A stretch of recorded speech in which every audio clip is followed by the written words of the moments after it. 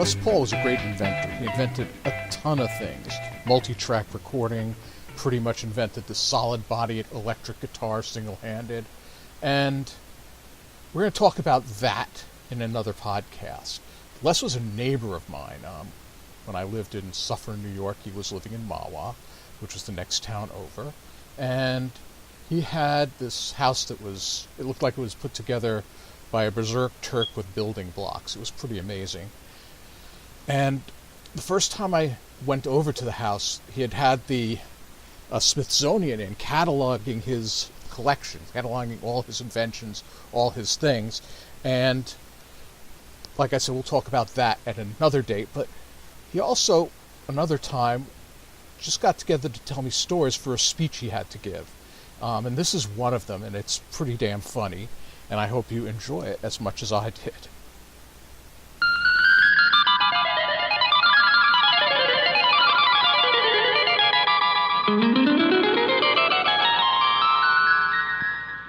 It's the Les Paul Show. The first night I landed in Hollywood, the very first night I landed in Hollywood, we're driving into Hollywood, and I see Grauman's Chinese Theater, and across the street I see a sign that says the Roosevelt Hotel, and appearing Bud Glenn and his orchestra, and that's my bass player. So I said, wow, we got to stop here and see my old buddy Bud Glenn. Go in and see Bud Glenn. And Bud says, gee, you got your guitar? And I says, yeah, I'll get it. And I got the guitar, and we sat down and jammed. And a guy sitting down in the front is asking for Avalon or the Chic or whatever. And the audience was enjoying us. And we were playing, and I didn't realize until the guy came up and he says, you've been listening to Bud Glenn and his orchestra. We're on the air. All right, we're on the radio. Well, that wasn't so bad. But the guy said, here's my card. And it was a representative of the Musicians Union. And he says, I'll see you Friday. And Friday, I had to appear before the board for jamming. Now, jamming in those days, you could get fined $1,000. It was a no-no, okay? And I got caught jamming, okay? When I went in before the board, here's Spike Wallace at the end, the president of the local, Phil Fisher sitting here, and God knows who was all there. And they says, all right, next case. And then I walk and I sit down there, and they says, okay, what's your name? And I give them my name and everything. And they says, well, what have you got to say for yourself? And I says, I wasn't trying to hurt anybody. I wasn't trying to take anybody's job away from them. I just was excited that I had a chance to jam with a very dear friend of mine that used to play bass with me, and so forth and so on. So they listened to the story, and the president says, I play violin. And he says, I am a musician, and I can understand that you being a player, you like to practice and you like to play. But what is this jamming thing all about? Okay, why don't you behave?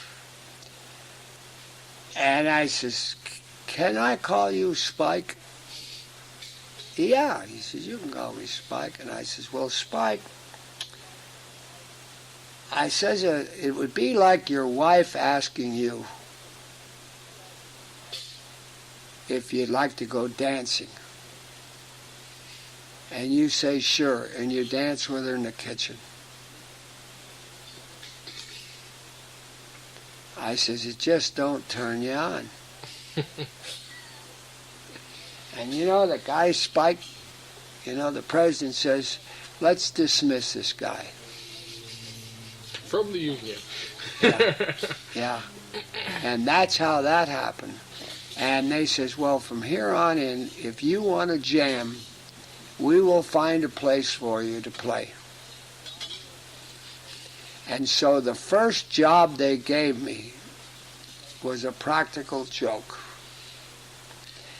And it was Alvino Ray and his orchestra with the King Sisters, with Frank Duvall as the arranger and director of the band, Alvino with his electric guitar. And here they now booked me to play the Avalon Ballroom.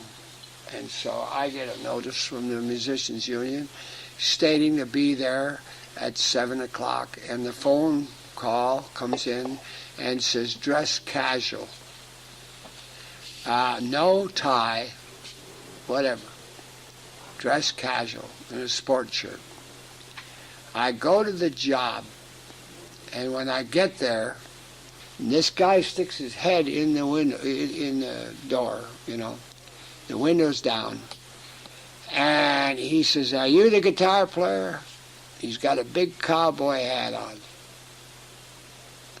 Yeah, I says, I'm the guitar player. He says, well, come on, I'll show you where to go. He parked the car over here, and they take me in. And here, over on this end of the ballroom, is this big Alvino Ray and his orchestra with the King Sisters. And over here is a 4-piece cowboy band. They gave me a hat that was 10 times too big for me. And I set up my guitar and my amplifier. And here I'm looking at Alvino Ray and everything, and I says, oh my God, if they ever see me out here, you know. So you were like in the lounge? I'm in the same room. When they finished playing, then the little cowboy band filled in until they went back. So Alvino Ray and the whole band come over to the bar to get a drink. When they came over to the bar to get a drink, they're there, and I'm up here with a cowboy hat on like this, because I don't want nobody to know that someone's going to recognize me. And here I am with a bad cowboy band, and this is a bad band now. There's the musicians, bad is good.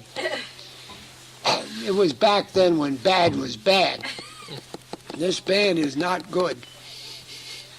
And I'm up there, and the guy is, I only want a buddy, not a sweetheart. And he's up there. And when the guys are sitting at the bar, I just play wrong chords, and I play bad. And I'm right with this awful dumb quartet, okay, these 4 guys. But when they turn around and finish their drink and start to walk back, Andy Russell was playing drums. All fine singers, musicians, players. They turn their back and are now cruising back to go back and play. I let go with the fastest run that I know. And they just turned around and said, did you hear that? And they talk about it, and they said, let's go back and get another drink. Now, Duvall is saying, to Alvino, Jesus, one of those guys in there is he played a hell of a run. Whether he meant it or not, they don't know. They don't know, right? And here, and all these cowboys are up there doing their thing, and they says, one of them up there can play. One of those guys can play. So they go back to get another drink. And it's all dumb. It's all dumb. And as soon as they start walking away, I started to let go of the run, and they turn right around and look. When they look, everybody's dumb. Right? And I never told that to Alvino Ray until a long time afterwards with Frank Duvall and Alvino Ray that I was the guy. Hi, this is Hank Bordowitz, and I'd like to thank you for listening to Noise of the World. Artists in Their Own Words, Episode 2, Les Paul on the Dangers of Jamming and the Consequences.